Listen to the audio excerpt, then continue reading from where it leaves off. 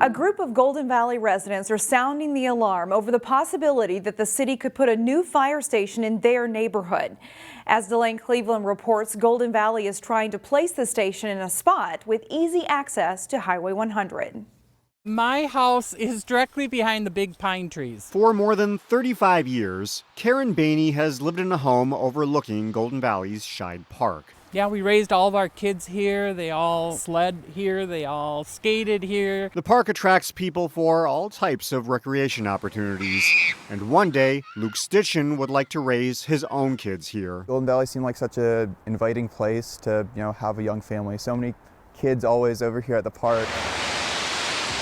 Stitchen lives just across the street from the park, right next to a plot of vacant land that could one day be the home of a new fire station. We're pretty sure that one of the proposed site locations is my house, the one on the corner. Needless to say, he doesn't want to lose his home. They really haven't fully considered a lot of the obvious options here. And people in the Scheid Park neighborhood are saying, not in my backyard when it comes to a new fire station. I mean, you just can't do that under convenience. A fire station belongs more in an industrial area, not a residential area.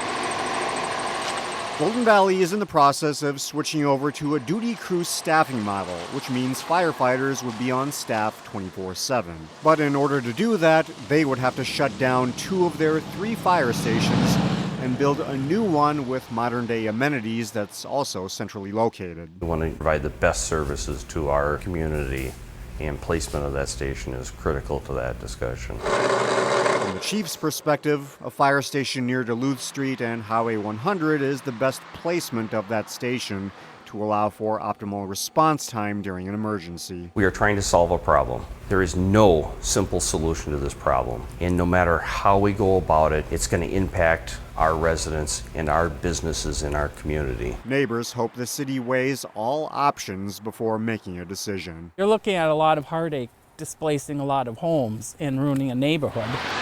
Delane Cleveland, CCX News. Brooklyn Center police continue to look for the person or persons responsible for a fatal shooting last Friday. According to Brooklyn Center police, the shooting happened shortly after 3 p.m. Friday near Brooklyn Boulevard and 69th Avenue North. When officers arrived on the scene, they found a man with a gunshot wound to the stomach. He was taken to the hospital where he later died. A Hennepin County medical examiner identified the victim as 42-year-old Kevin Wallace of Brooklyn Center. If you have any information, you're asked to call Brooklyn Center Police. Meanwhile, Brooklyn Park Police are investigating a carjacking that happened Sunday night at the McDonald's off West Broadway.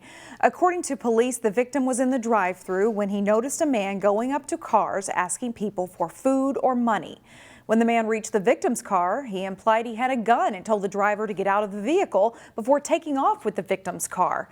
Police say the man was wearing green pants and a green jacket. The vehicle has not been found and no arrests have been made.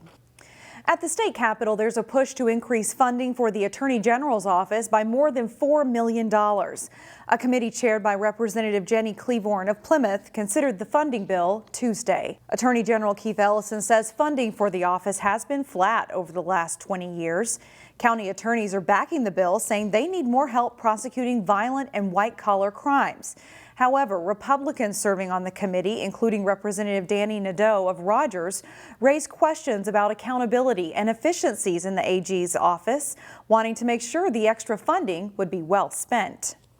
How is it that we can come at this point and say, you know what, our focus needs to be criminal, but we don't have any lawyers, we need more money, rather than looking at the efficiencies in the office to find that? Litigation is more complicated, the population of the state has increased, and yet the budget of the AG's office is not.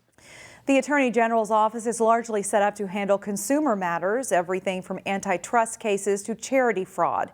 But recently, the office has seen more requests to help handle felony criminal cases.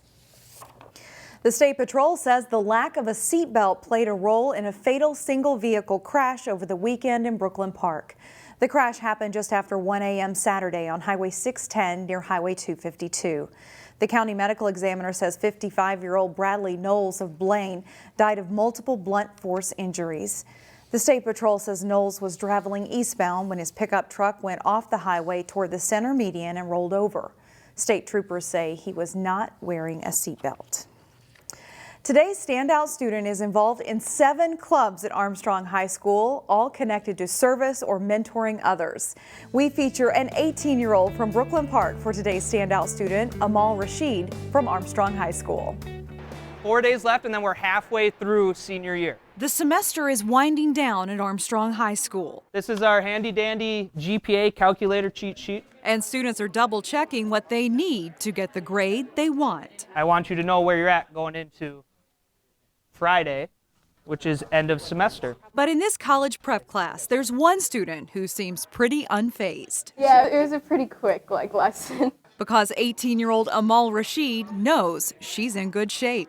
This senior has a high GPA, is in advanced classes, and is involved in several organizations here at Armstrong. I think I just kind of want to take advantage of the high school experience because you can only do it once. So I wanted to just kind of see what I like. Amal has discovered she can manage her time here in class and in service organizations. It can get kind of hard sometimes just with procrastination, but I try to just manage my time as best as possible. Is Yesenia gone, Mabel? Teachers say Amal is simply the kind of student you'd like to see more often. She's just a joy to have in class. She's a hard worker, dedicated, driven. She really knows what she wants, and she just goes out there and gets it. And like her sweatshirt indicates, she's considering the University of Minnesota for what's next. She's the type of student where she will be successful no matter what she puts her minds to, and I look forward to seeing the great things she does in the future.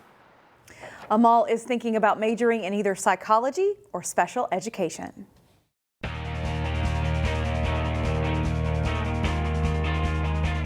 Last week, we told you the story of John Yunker, the Champlin Park volleyball coach who underwent open heart surgery. On Monday, players and coaches showed their support for John at a local fundraiser.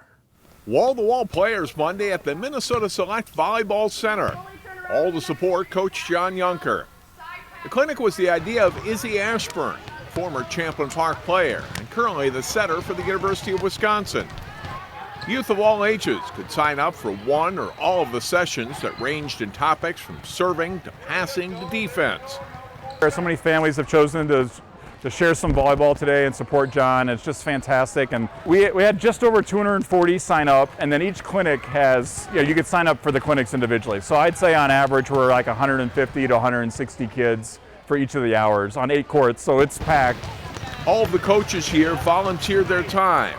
And it was a fun opportunity for them too. In the first 2 hours here, I worked with coaching colleagues that I never thought I would work with. A friend named Steve Anderson who coaches at Eastridge High School, and then Andy Gugesberg, who coaches at a rival club of Minnesota Select. We've never coached together, and I spent an hour coaching with both of those guys. I knew I'd love it, and it was a lot of fun. About $16,000 was raised Monday through registration fees to help support John Yunker with his medical bills. The 4th-ranked Wayzata girls basketball team faced a stretch of 3 games against other ranked teams.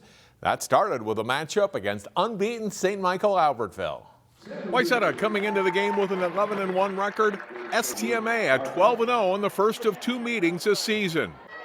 South Carolina commit Tessa Johnson with a nice drive to the baseline and hits the short floater for 2 of her 15 points, about 9 under her season average. Then it's the Knights in transition. Jakayla Kraft pulls up and drains a 3-pointer. She scores most of her points early. STMA leads 16-10. Bryn Senden fakes the jump shot and delivers a bounce pass to Ella Goodnature for the basket and 1. Sophie Hawkinson hits some big shots for the Trojans. She knocks down the corner 3. It's a low-scoring first half, though. Wayzata leads 24-23. Second half, and the Trojans pick up the pace. Abby Kraswinski with the spin and then scoop shot off the glass for 2 over 10 points. Great pass by Hawkinson right on the money to Kraswinski for the reverse layup, and the Trojans lead by 4. Kate Amalon makes the steal on the inbound play and then passes to Hawkinson for the uncontested layup. She leads the Trojans in scoring with 15 points. Wayzata pulls away and wins 54-44 to hand the Knights their first loss of the season. The teams play again February 7th at STMA. Champlin Park and Maple Grove are pretty evenly matched in wrestling this season.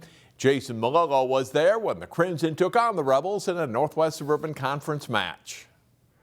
A wrestling quadrangular at Champlin Park High School, we check out highlights from the Rebels match against Maple Grove. 106 pounds, Alex Gao gets the takedown for CP on his way to a 13-rip victory. 120 pounds, Zach Mayo wins by fall for the Rebels. Then at 126, it's Matthew Mayo with the pin as Champlin Park wins 3 of the first 4 matches. But the Crimson wins 3 in a row by fall, Rufus Barty getting the pin at 138 pounds, followed by Max Johnson at 145. The Rebels come back with victories at 160 and 170. Heineck Ortiz getting the takedown on his way to a 7-3 win at 60. Then at 170, Diego Cannell gets the pin for CP. The score is tied 25-all with 3 matches left. At 195, Ben Schultz scores big points for Maple Grove as he gets the win by fall. 285 pounds, Champlin Park's Isaiah Wright is down 6-0, but rallies for the pin.